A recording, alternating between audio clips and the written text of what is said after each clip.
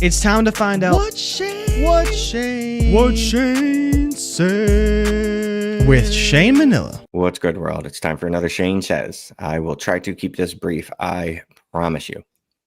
So over the last few weeks, I've been ruminating over some things fantasy related. One of the things I've been thinking about is the lack of patience we show as a community now. And it's not just a recent phenomenon, but it feels like this year, more so than years in the past, we are really quick to move off of players. That is more prevalent this year than years in the past. Now, I'm not talking about giving up on a wide receiver, a rookie wide receiver that goes out, has his whole season and scores 5 points a game. I've shown that player is likely not going to end up doing much of anything in fantasy. So you have some reasoning to why you would do that. Now, I'm talking about players more specifically that have some track record to them, have a little bit of history to them. For lack of a better word, pedigree. I hate that word, but I don't know another word to use. So remember after week 1, Mark Andrews, absolutely buried. Then he was buried after week 2. And then, after week 3 and 4, really buried, like 12 feet deep. My dude had donuts back-to-back weeks, which is almost impressive. So if you would have made trades for Mark Andrews after week 4, based off that, you could have gotten Mark Andrews. And these are in tight end premium leagues. Just went to Dynasty Daddy, just wanted to look it up. Tight end premium leagues. You could have gotten Mark Andrews for Dalton Schultz and a second, 25 second. You could have gotten Mark Andrews for Emmanuel Wilson and Noah Fant. You could have gotten Mark Andrews a second and a third, 2025, for Eric All and Pat Freiermuth. And you also could have gotten Mark Andrews and a second for Jake Ferguson. What's interesting about these the last two trades specifically, this kind of illustrates the point, right? We should be betting on talent. Now, I know Mark Andrews looked absolutely awful to start the year, right? There were reasons for that, and I'm not going to get into it now, but obviously there were reasons. Maybe I will get into it, right? He had surgery last year. He had a car accident in the offseason. Maybe he's a human being, and it does take some time to heal from those things. So he looked slow. He wasn't being targeted. They weren't using him a lot. But Mark Andrews has a very long history of being an elite tight end. Just going back, like I said, after you made those trades, after week 4, what's happened since? Okay, so there's been 6 games since that time. Since that time, he's now had 4 top 10 weeks in the past 6 games. 3 of those were top 6 performances. We probably should have known based off his record of 5 straight years as a tight end 5 or better entering the season that, you know what, he might rebound. That might be a player that you'd like to trade for at a discount. So, like I said, the last 2 trades kind of illustrate that point. Someone gave up Mark Andrews in a second for Jake Ferguson. So what's happened since then? Obviously, Dak Prescott's gotten injured, so that's going to color this a little bit. But Mark Andrews has ascended. Jake Ferguson had a couple good games, right? But you also get the second in there. That's going to happen sometimes where, a player is going to start out slow, but if you bet on them, you're probably going to do okay when they have a track record. Second player that I wanted to discuss that illustrates this point, it's Jalen Hurts. Now, entering the season, Jalen Hurts had his 3rd offensive coordinator in 3 seasons. Yes. Shane Steichen, Brian Johnson, whoever was calling plays after Brian Johnson, I completely forget. And then this dude they got now. Kellen Moore, that guy. So maybe we should have expected that there might be some growing pains. And there were. Weeks 1 through 4, he only had 1 QB1 finish. And even that wasn't great. It was a low end. It was QB10, which isn't exciting. So people panicked. People moved Hurts. So I wanted to go back and see what kind of deals people made for Hurts after week 4. This is a fun one. Dallas Goedert, Tutu Atwell, a 2025 first and a 2025 second. It's a 1.5 PPR. If this was a 3.0 PPR tight end premium, I could maybe, never mind. Absolutely never could see that. Another deal I found, Jalen Hurts and a 25 second for Puka Nacua, a 25 first and a 27 first, 2027. We are in the year 2024. That is 3 years from now. I have no idea who we are going to be drafted in 2027. I like accruing picks, but not at the cost of Jalen Hurts. So if you held on to Jalen Hurts, or if you traded for Jalen Hurts, congratulations. We probably should have known, right? There was a bye after week 4 for the Eagles. Teams usually get themselves right after byes. Good teams. Eagles are historically a good team for the last few years. I don't know, most of my lifetime, actually, adult lifehood. They've been good. So anyway, good teams make adjustments at the bye. That's what they do. So guess what? Eagles made some adjustments. What? So since then,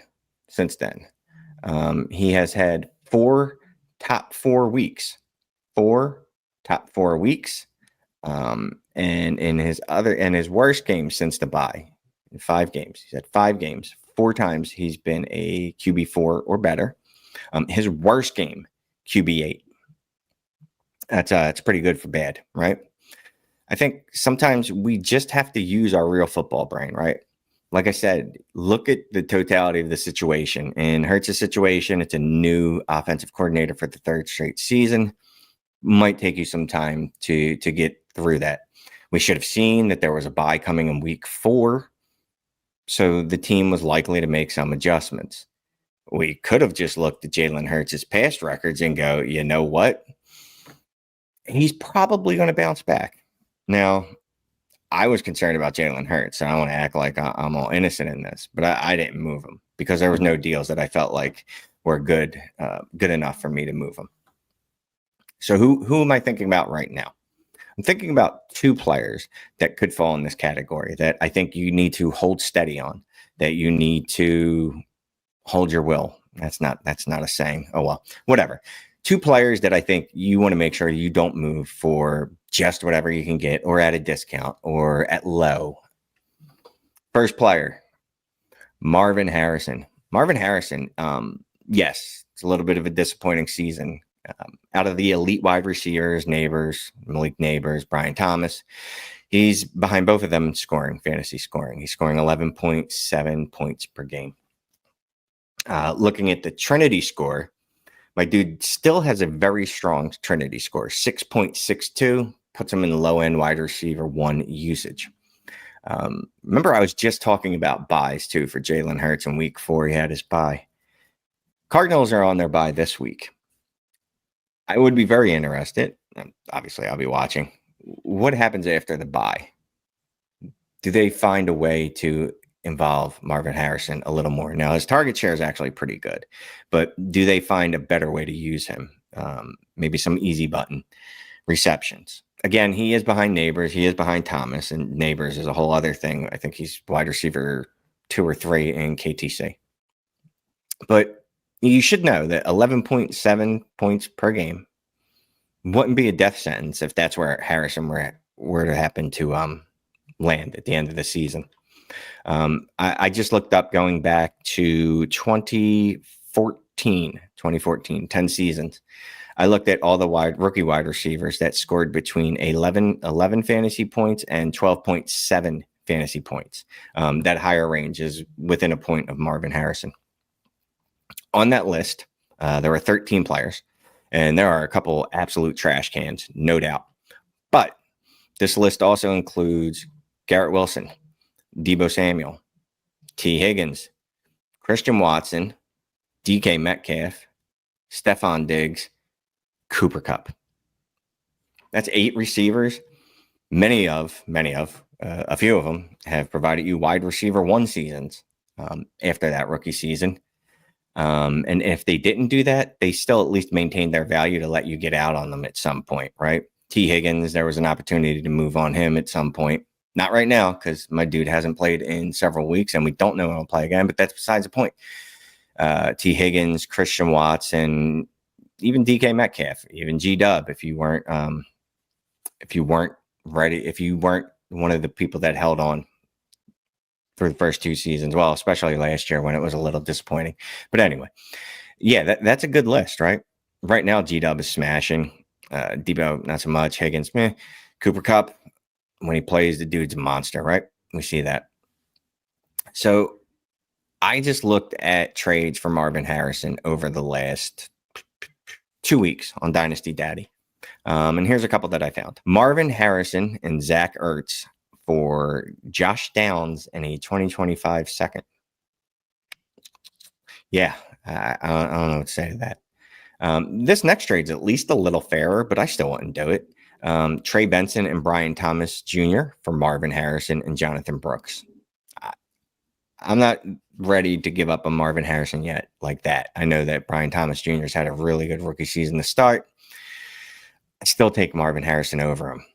Now, I've gone back and forth about that in my own head, but as of today, steady strong, staying with Marvin Harrison. Another deal. Dalton Kincaid and Jalen Waddle for Marvin Harrison. Why? Just why? No, it is a tight end premium of 0.5. It's not even that big. Now, if it was 2.0, 1.75, I could even see that. If it was start 11, start 12, maybe. It's a start 10, 1.5 tight end premium. Not really a deal I would like to make. And then this deal, I don't know. Someone gave up Christian Watson for Marvin Harrison. They got Marvin Harrison after giving up Christian Watson. If you are watching this show and that is you, congratulations. That's art. You know what I mean? Just take a picture of that hanging on the fridge like you do your kids' artwork, because that is amazing. Good for you. So you get the point, right? A little bit of panic sets in. You can get Marvin Harrison at a little bit less than you were able to get him before the season, right? What was he? The 101, 102, 103? He was up there, right? You couldn't have traded Christian Watson for him then. Definitely couldn't have traded Dalton Kincaid or Jalen Waddle. None of those deals that I just mentioned would have gotten you Marvin Harrison. So, second player on my mind. We're not there yet. You know, the panic hasn't set in yet, but it could. CeeDee Lamb. Like I said, there's not panic today. There's concern that his scoring is going to be hurt by Cooper Rush and Trey Lance because they combined for something like 50 yards against the Eagles. Anyway, they combined for about 50 yards against the Eagles. Absolutely trash-tastic. If there's another game like that, the community is going to start panicking, and they are going to look to move CeeDee Lamb. You can absolutely bank on it. You know how we know. Look at the history of our community. Look at the history of wide receivers that dip. Now, this doesn't always mean that you're going to be able to get players for an absolute discount for a song, right? I don't think, I hope not, anyone's going to take Zay Flowers and give you CeeDee Lamb. They might, maybe. What this more speaks to, and the bigger piece of this is, it's not the fact that there's a discount. It's the fact that these players are even available. Think about this time last year, CeeDee Lamb. What would have taken them to get him? Basically, it was absurd, making him virtually unmovable. He wasn't movable. He wasn't someone that you even probably attempted to get. I mean, maybe you did, but you weren't getting him unless you absolutely blew out your assets for it. CeeDee Lamb this year, Trinity score, 7.62. That is still high-end wide receiver one usage, even though the season has been disappointing, even prior to Dak getting hurt. And speaking of the Trinity score, use promo code Shane at DD Fantasy to get a 50% off your first month of the All Access Plus Discord package, or Shane Goat for 50% off the first month of the Elite Goat tier. Hook it up. You want to rock with us? Great crew people. Help me a little bit.